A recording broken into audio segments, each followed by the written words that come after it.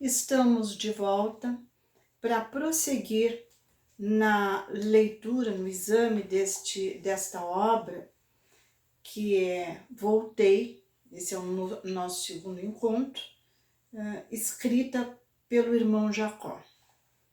No primeiro encontro nós nos informamos de quem é Jacó e percebemos que a sua mensagem tem a finalidade de noticiar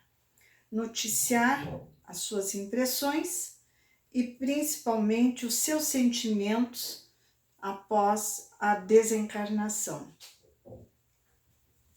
Então, vamos prosseguir. Nós tínhamos parado no ponto em que ele disse assim, querendo se comunicar com os companheiros encarnados, mas percebendo as dificuldades desse intercâmbio, ele concluiu: passei a observar o porquê de muitas promessas de amigos que não se realizaram. Então, amigos desencarnaram, disseram que voltariam e não retornaram. Companheiros diversos haviam partido antes de mim, convencidos de que poderiam voltar quando quisessem, trazendo informações da nova esfera e, embora lhes aguardasse a palavra esclarecedora através de reuniões respeitáveis, a solução parecia adiada indefinidamente. Tinha aguardado muitas vezes a comunicação daqueles que o precederam na morte e não tinha conseguido. Então, o propósito dele era, tão logo pudesse, retornar para dar notícias aos amigos, a todos os seus leitores, inclusive. O homem encarnado é tido em nossos círculos por arrendatário das possibilidades terrestres, e de modo algum podemos absorver-lhe a autoridade e a direção da experiência física. Aqui ele fala que não dá para interferir na vida dos encarnados, que, claro, espíritos voltados para o bem jamais vão interferir na vida dos encarnados, porque não lhes é permitido, não é lícito que assim seja. Tanto quanto não lhe será possível determinar na zona de trabalho que nos é própria. Ou seja, nem o espírito desencarnado pode interferir na nossa esfera e nem nós na esfera deles. Em vista disso, por mais que desejemos, somos obrigados a depender de vocês em nossas comunicações e interferências. Os amigos da vida superior necessitam da cooperação elevada para se manifestarem nas obras de amor e fé, na mesma proporção em que as entidades votadas ao mal reclamam o concurso de baixa espécie das criaturas perversas ou ignorantes no cenário carnal. Verifica-se a mesma disposição em nossa zona de serviço.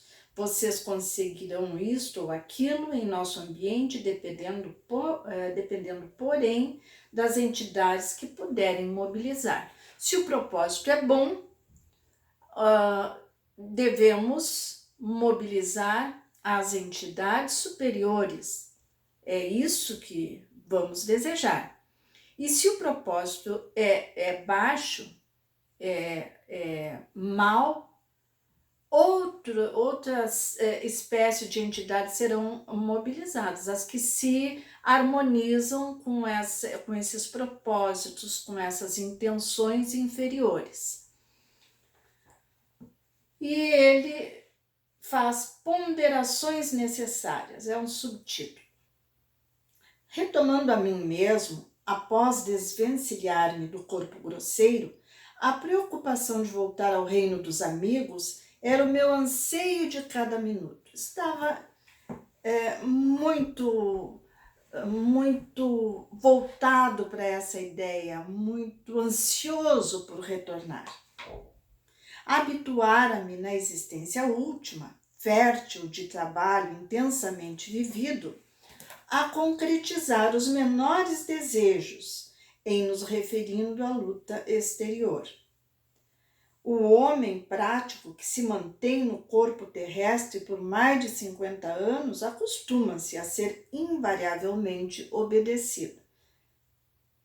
Do que ele fala aqui? Que ele era um homem que gostava de ser obedecido, gostava de alcançar seus objetivos, estava acostumado a isso, a desejar alguma coisa e a realizar. Ele era um homem de sucesso em todos os aspectos da sua vida e assim ele tinha se acostumado. Então ele diz assim: isto cria enormes prejuízos para ele, para esse homem, né? Que é ele mesmo, por enclausurar-se instintivamente em roda viciosa de preconceitos nocivos que se lhes cristalizam vagarosamente na organização mental. Os melindres passam a torturá-lo.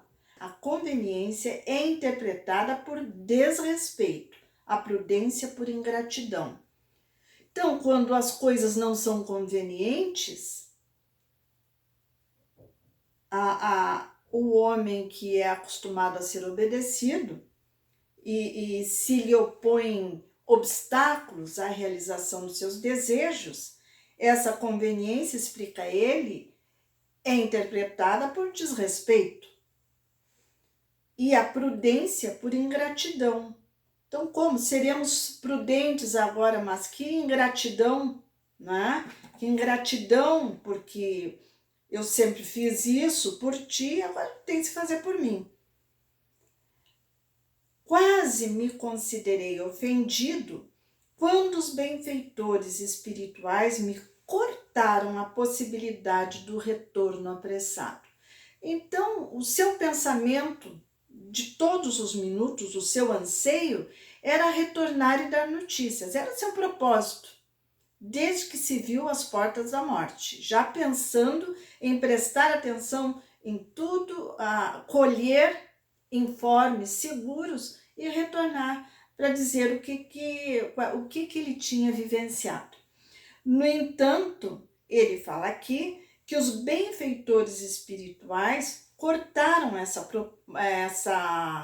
probabilidade de retorno apressado.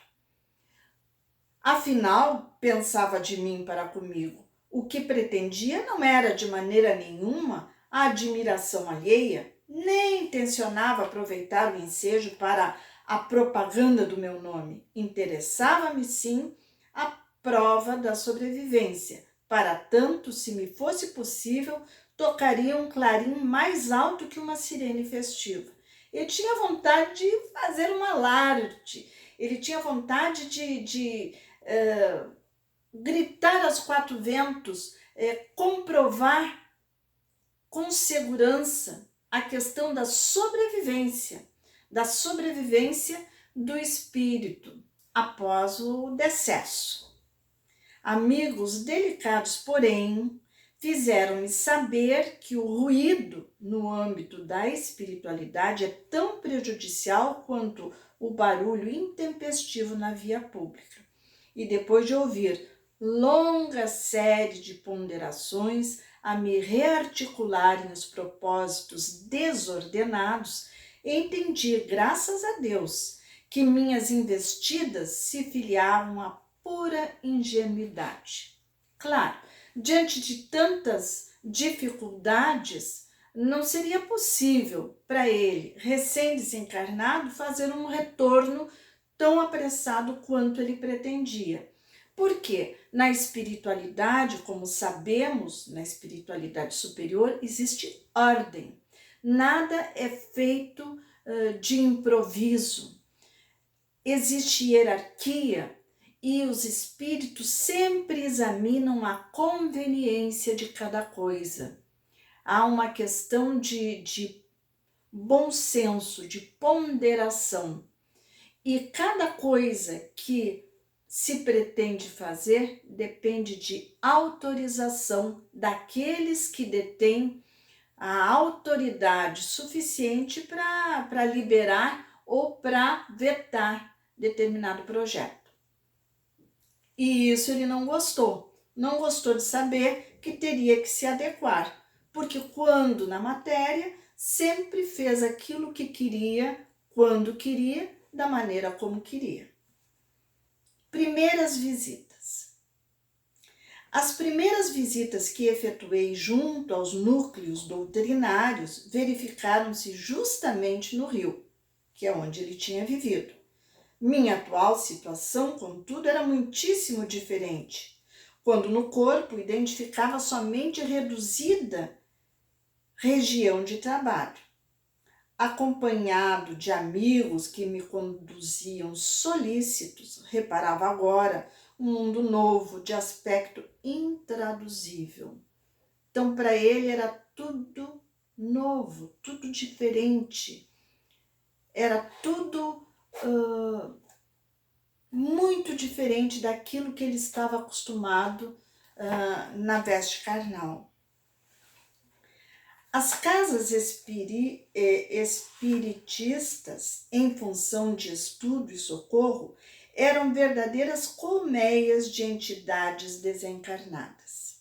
Algumas em serviço de benemerência evangélica, outras, e em número imenso, vinham à cata de alívio e esclarecimento, a lembrar-nos multidões de acidentados às portas dos hospitais de emergência.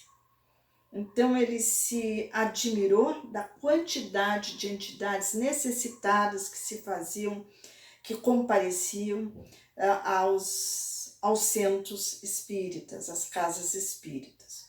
O volume das obrigações agigantou-se aos meus olhos.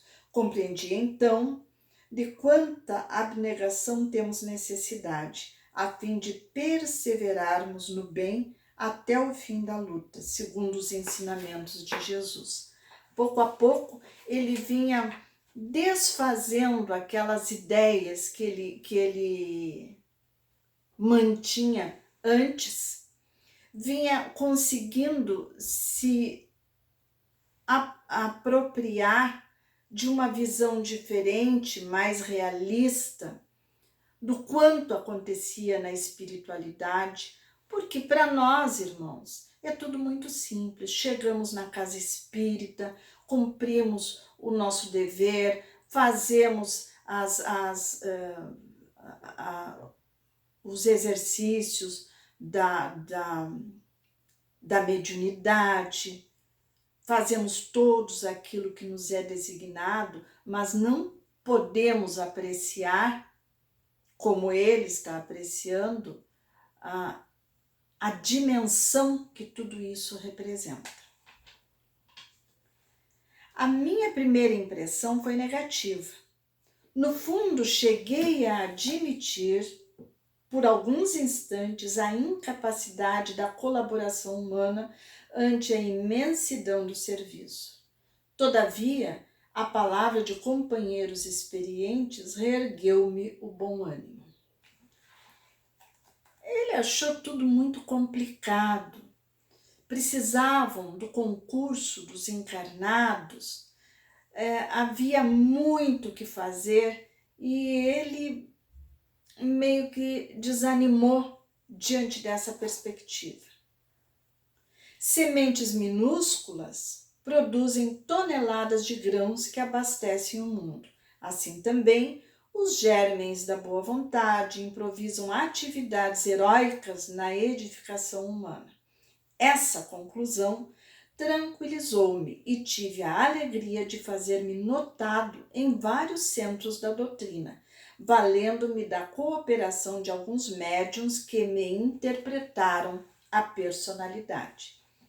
As oportunidades, porém, não me ofereciam recursos ao noticiário mais completo, que é o que ele desejou sempre. Comecei a guerrear meu individualismo gritante e, examinando a respeitabilidade dos interesses alheios, quer dizer, dos interesses que estavam ali, que não seria só o interesse dele de trazer notícias do além, mas existia outras necessidades prementes que deveriam ser atendidas. Então ele começou a examinar a respeitabilidade dos interesses alheios e daí não se sentiu suficientemente encorajado a interferências que redundassem no prejuízo do bem geral. Ele começou a se questionar se os seus objetivos só trariam benefícios, se eram preponderantes sobre a necessidade daqueles que ali se aglomeravam, com falta de compreensão, às vezes sem compreensão, como nós sabemos, sem compreensão da sua verdadeira situação, e com tantas necessidades que ele chegou a pensar em retroceder. Tentativa e aprendizado. Depois de variadas experiências, vim a Pedro Leopoldo, pela primeira vez após a libertação. Então, ele fala de Pedro Leopoldo. E agora, Pedro Leopoldo é o local onde o Chico morava, é uma cidade. Então, ele diz que depois de muitas experiências, voltou a Pedro Leopoldo pela primeira vez após a libertação do corpo físico. Como se me afigurou diferente o grupo que eu visitara em agosto de 1937, em companhia do meu prezado Watson. É que ele esteve pessoalmente acompanhado desse amigo lá em Pedro Leopoldo no ano de 1937. A casa humilde estava repleta de gente desencarnada. Os companheiros ao redor da mesa eram poucos, não excedia de 20 o número de pessoas no recinto. As paredes como que se desmaterializavam, dando lugar a vasto ajuntamento de almas necessitadas que o orientador da casa, com a colaboração de muitos trabalhadores, procurava socorrer com sua palavra evangélica. Então a casa tinha um orientador e eles procuravam fazer esse atendimento. Entrei ladeando 3 irmãos, recebendo abraços acolhedores. Está falando do lado espiritual, que ele entrou com mais 3 pessoas e recebeu abraços, foi reconhecido. Notando os cuidados do dirigente, prevendo as particularidades da reunião, recordei os espíritos controladores a que se referem comumente nossos companheiros da Inglaterra. Era uma referência de algo que ele sabia que acontecia na Inglaterra. Haviam espíritos que controlavam os ambientes, então ele lembrou disso. Estávamos perante equilibrado diretor espiritual. Todas as experiências e realizações da noite permaneciam programadas. Incontáveis fios de substância escura partiam como riscos móveis das entidades perturbadas e sofredoras, tentando atingir os componentes da pequena assembleia de encarnados, mas sob a supervisão do mentor do grupo, fez-se belo traço de luz em torno do quadrado a que vocês se acolhiam, traço esse que atraía as emanações de púmbea, cor, que quer dizer cor de chumbo, cor escura, extinguindo-as. Então, o que ele viu? Que dos sofredores partiam energias, fios, como traços móveis, energias que tentavam alcançar aqueles que estavam na mesa. Mas que o orientador espiritual, que poderia ser até o Emmanuel,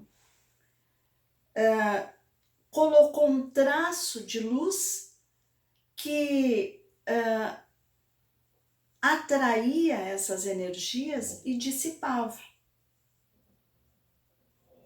Explicou-me um amigo que as pessoas angustiadas sem o corpo físico projetam escuros apelos, filhos da tristeza e da revolta, nas casas de fraternidade cristã, em que se improvisam tarefas de auxílio. Então, espíritos, né, pessoas angustiadas, sem o corpo físico, projetam energias pesadas. E isso ele via em forma de fios escuros, cor de chumbo. Enquanto vocês oravam e atendiam às solicitações entre os dois mundos, observei que trabalhadores espirituais extraíam de alguns elementos da reunião grande cópia de energias fluídicas, aproveitando-as na materialização de benefícios para os desencarnados em condições dolorosas. Então, ali a reunião se realiza, os encarnados ouvindo os petitórios dos encarnados e os desencarnados ouvindo os petitórios dos desencarnados.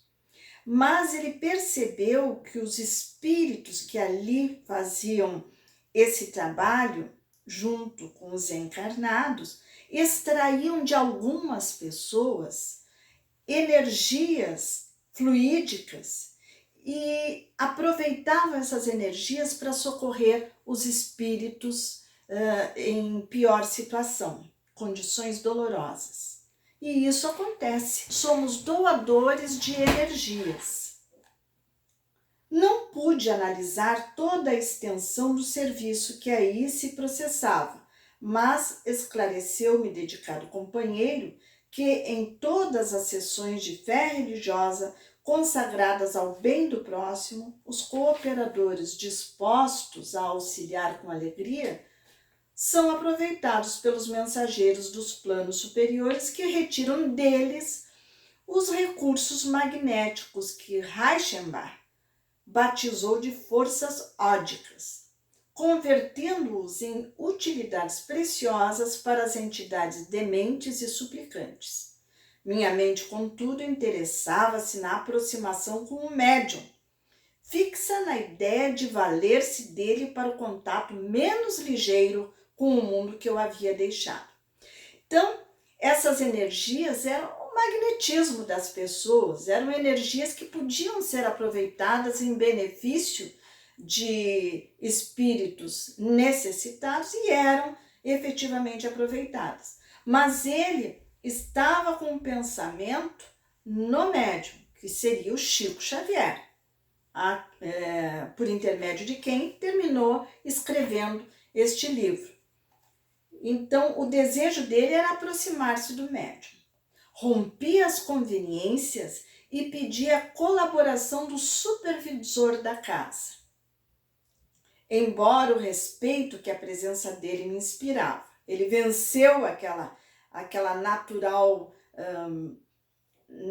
reserva por causa do respeito que ele inspirava e pediu a ele, de forma clara, que o ajudasse nesse objetivo.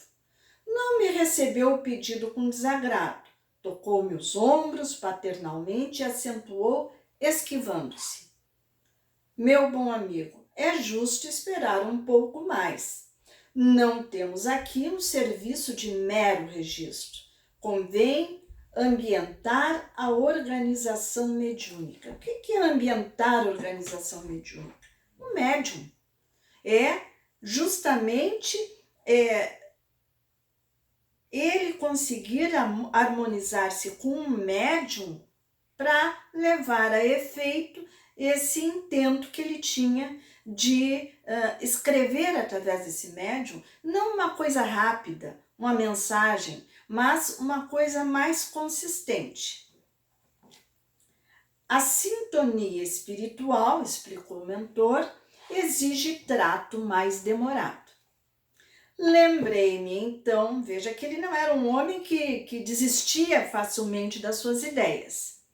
Lembrei-me então, imperfeito e egoísta que ainda sou, de André Luiz.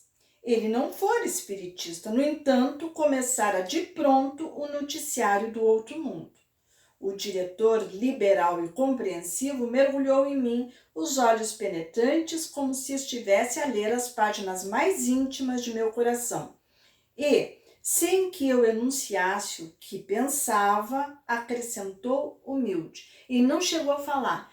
Ele simplesmente teve aquela ideia, poxa, mas André Luiz não era espiritista e conseguiu. Por que não ele? Não julgue que André haja alcançado a iniciação de improviso. Essa é a resposta do mentor. Sofreu muito nas esferas purificadoras e frequentou-nos a tarefa durante 700 dias consecutivos. Isso dá quase 2 anos. Afinando-se com a instrumentalidade, ou seja, ele precisou de um largo tempo para estar afinado com o médium. Além disso, o esforço dele é impessoal. Não é um desejo dele, é um esforço impessoal, diz o mentor, e reflete a cooperação indireta de muitos benfeitores nossos que respiram em esferas mais elevadas. Ou seja, ele estava a serviço de mentores elevados que tinham interesse naquela atividade. Não era uma mera vontade de André Luiz de comunicar-se, mas ele estava a serviço do alto. E passou a explicar-me as dificuldades, indicando óbices que se antepunham à ligação e relacionando esclarecimentos científicos que não pude guardar de memória. Em seguida, prometeu que me auxiliaria no instante oportuno. Realmente estava desapontado, mas satisfeito.